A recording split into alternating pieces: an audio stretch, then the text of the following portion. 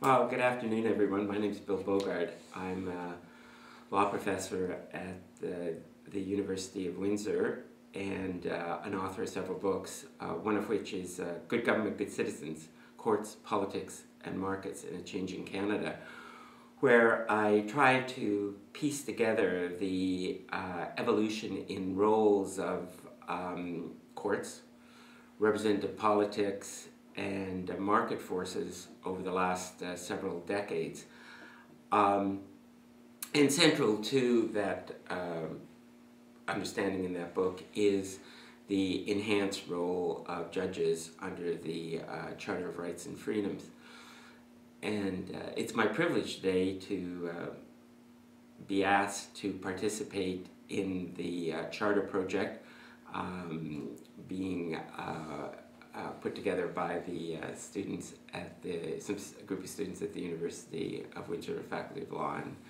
And many of these students were in my course, and I'm delighted that this very interesting and very important project is clearly underway. So, protection of rights.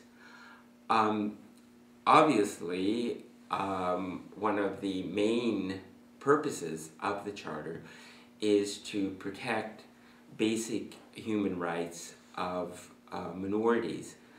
And this reservation about an entrenched charter is not about the fundamental need to protect minorities, but rather raising questions about how best to do that.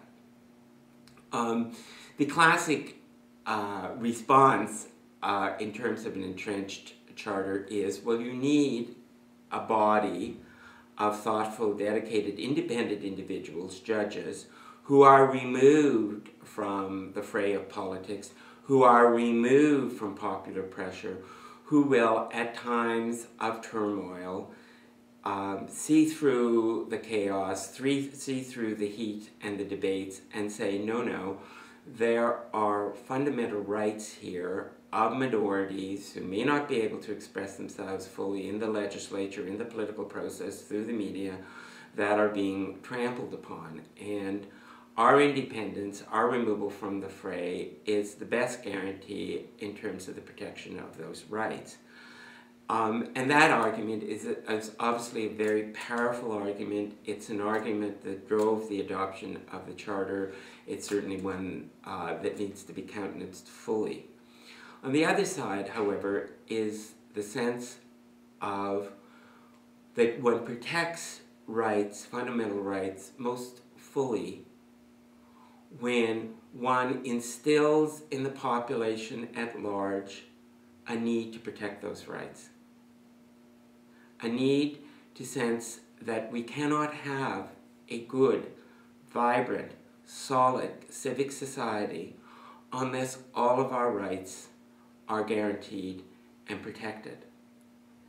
And that although in the heat of the moment and in terms, in matters of great turmoil and dispute, there are dangers in terms of having the majority protect the minority, that working through those problems and creating a sense that at the time of chaos and at the time of turmoil is the very point where we must be most vigilant about the interests of minorities, is the key concept that in the end will guide a good civic society.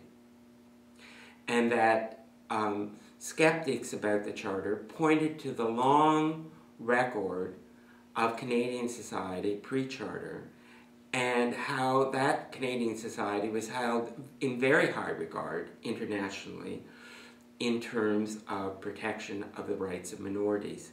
Yes, of course, there were some very dark moments. We must never forget those dark moments in terms of the treatment of Jews during World War II and a failure to give them sanctuary, treatment of our native people, the blunting of the interests of women.